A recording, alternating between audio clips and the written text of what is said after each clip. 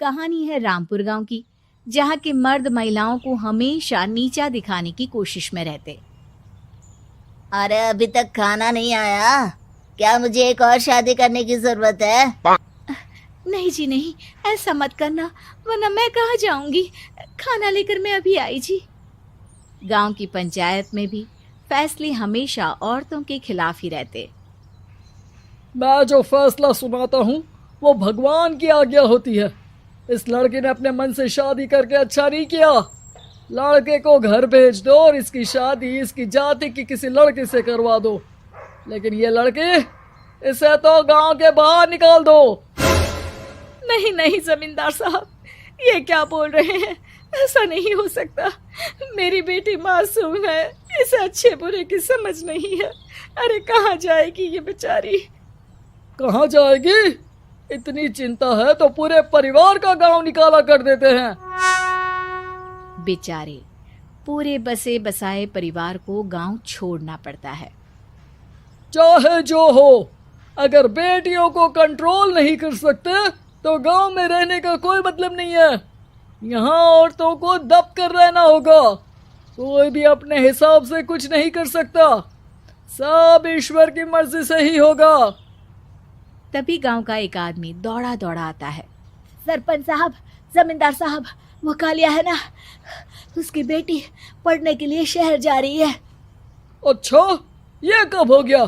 और कालिया की हिम्मत कैसे हो गई ऐसा करने की? लेकर आओ उसे और उसकी बेटी को। बस फिर क्या था, हाजिर हो जाते हैं कालिया और उसकी बेटी सरपंच के सामने। और कालिया, ये क्या सुनने में आ रहा है? बेटी को इंजीनियर बना रहा है तू? और ये बता, गांव में तो स्कूल नहीं है, फिर कहां से इतनी क्लास पास कर गई तेरी बेटी? राधा, जो कि कालिया की बेटी है, उसे लगता है कि सरपंच उसकी तारीफ कर रहे हैं। सरपंच जी, मैंने ऑनलाइन पढ़ाई की है, डिस्टेंस लर्निंग से। सभी में मैंने अच्छे नंबर पाए हैं, जिसे देखते हुए शहर की इंजीनियरिंग कॉलेज में मुझे स्कॉलरशिप मिली है। वाह जी वाह, क्या होती है ये? पहले तो ये बताओ, फिर आगे की बात करते हैं। पूरा गांव राधा की बात सुन रहा था और राधा बोलती जा रही थी। तो ऐसे मैं फ्री में एक अच्छी शिक्षा लेकर गांव में जो कुछ परेशानियां हैं, जैसे बिजली, पानी और इंटरनेट जैसी समस्याओं के लिए काम करूंगी। मैं गांव को शहर से जोड़ने के लिए पुल का निर्माण करवाने का प्रस्ताव रखूंगी। मुझे पूरी उम्मीद है कि जल्द ही हमारा गांव भी तरक्की की राह पर चल पड़ेगा। राधा की बात सुनकर सारे गांव वाले ताली बजाने लगते हैं। सरपंच को समझ नहीं आता कि वो क्या करे। चुप रह नादान लड़की, गांव के खिलाफ जाने के लिए तुझे गांव से बेदखल कर दिया जाएगा, वो भी पूरे परिवार के साथ। और हाँ, अगर ठीक से गांव में रहना चाहती है तो ये पढ़ाई लिखाई छोड़ दे। हम तेरे लिए गांव का कोई होनहार लड़का देखेंगे। तभी गांव का एक आदमी बोल पड़ता है। अरे नहीं नहीं सरपंच जी, राधा बिटिया जो बता रही है, अगर वैसा हो जाए तो हम लोगों को पैसा कमाने के लिए बाहर नहीं जाना पड़ेगा। हाँ जी, और ना ही कोसों दूर पानी के लिए भटकना पड़ेगा। हमारे बच्चे भी अच्छी पढ़ाई कर सकेंगे और आगे बढ़ेंगे, ना कि हमारी तरह खेती करते बैठेंगे। क्यों गांव वालों, राधा बिटिया का साथ देना चाहिए ना। सरपंच देखता है कि गांव राधा के साथ है तो वो चुप हो जाता है। वो घर आकर अपने सलाहकार से बात करता है, जो बहुत ही चालाक किस्म का इंसान होता है। अरे सरपंच साहब, आपको बहुत ही होशियारी से काम लेना पड़ेगा। एक बार गांव तरक्की कर गया, यहाँ के बालक पढ़ लिए तो कोई ना पूछेगा आपको। और फिर ये जो बेटा और बेटी है ना आपके, इनको भी आम लोगों की तरह ही जीवन जीना होगा। हाँ, लेकिन करे तो क्या करे? वो ना आप मुझ पर छोड़ दीजिए, बस मैं जैसा बोलूं करते जाइए।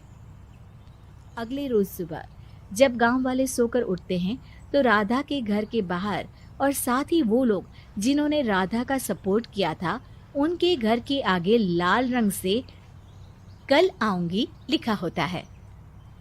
कल आऊंगी, यह क्या होता है? अरे यह तो खून से लिखा है, लगता है कोई भूत प्रेत या चुड़ैल का साया है। चलो सरपंच जी के पास चलते हैं। सभी सरपंच के पास जाकर उसे सारी बात बताते हैं। अरे ये तो बड़ी मुश्किल की बात है। चलो मैं एक बाबा को जानता हूँ, उन्हें बुला लेता हूँ। सरपंच बाबा को लेकर गांव के घर के बाहर जाता है। ओहो, तो ये वो चुड़ैल है जो उन लोगों को निशाना बनाते हैं जो गांव को बदलने का सपना देखते हैं।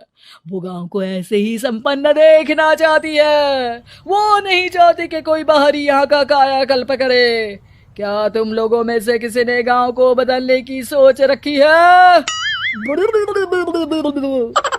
तभी राधा की माँ रोते रोते आती है। मेरी राधा घर से गायब हो गई है। अरे कोई तो बचाओ, मेरी बच्ची कहाँ गई?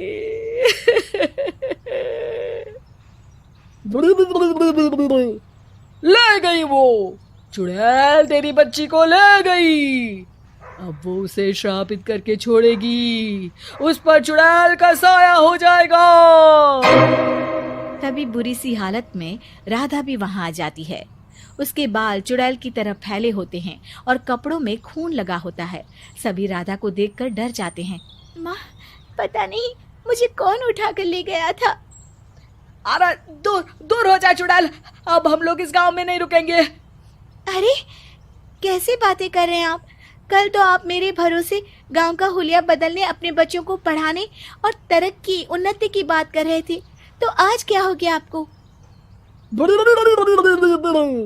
ये फिर तुम लोगों को बहकाएगी। ये चुड़ैल गांव में आ चुकी है, ऐसे ही ये तुम्हारे घर के बच्चों को भी ले जाएगी। गांव वाले राधा को गांव से बाहर निकाल देते हैं। उसके माँ बाप रोते रहते हैं, लेकिन गांव वाले नहीं मानते। मैं भी अपनी बहन के साथ गांव के बाहर रहूंगा, लेकिन वो पढ़ाई नहीं छोड़ेगी। वहीं सरपंच के घर पर सलाहकार कहता है। देखा, सांप भी मर गया और लाठी भी नहीं टूटी। लेकिन अगले ही दिन सरपंच के घर के बाहर भी वही शब्द लिखे होते हैं। और फिर सरपंच की बीवी कहती है, हमारी बेटी को किसी ने अगवा कर लिया है। तभी राधा का भाई वहां आ जाता है। अरे गांव वालों, मैंने सरपंच जी की बेटी को देखा था। वो चुड़ैल उसे उठाकर ले जा रही थी। अरे क्या मजाक कर रहे हो? नहीं नहीं सरपंच जी, आप नहीं जानते। वो चुड़ैल अब आपकी बेटी में आ जाएगी, जैसे राधा के अंदर आ गई थी। तभी सरपंच की बेटी वैसी ही हालत में वहां आती है जैसे राधा आई थी। पापा, पता नहीं कैसे मैं गायब हो गई थी। चुड़ैल, इसके अंदर भी चुड़ैल का साया है, मारो इसे। अरे नहीं नहीं, इसे भी राधा के पास गांव के बाहर ही भेज दो। अरे चुप रहो, मेरी बेटी कहीं नहीं जाएगी और चुड़ैल वुड़ैल कुछ नहीं होता है। अरे कैसे बात कर रहे हो सरपंच जी? आप तो बोल रहे थे कि आपका फैसला भगवान का ज्ञान होता है, तो अपने पर बात आई तो अब आप ऐसे बोल रहे हैं। अरे ना ना ना, आपको अपनी बेटी को त्यागना ही होगा। अरे बुलाओ बाबा को। राधा का भाई बाबा को ले आता है, जिसे अब गांव वालों के डर के कारण सच बोलना पड़ता है। मैं कोई बाबा नहीं हूँ, मैं तो मोची था। ये सलाहकार महोदय ने मुझे कहा था एक्टिंग करने को। अब वो मुझे पैसे देने वाले हैं। अब मुझे माफ कर दो। गलती हो गई, मुझे माफ कर दो। तभी वहां राधा आ जाती है। देखा सरपंच जी, जब गांव के बच्चे साक्षर होंगे तो आप जैसे लोगों की चालाकी नहीं चलेगी।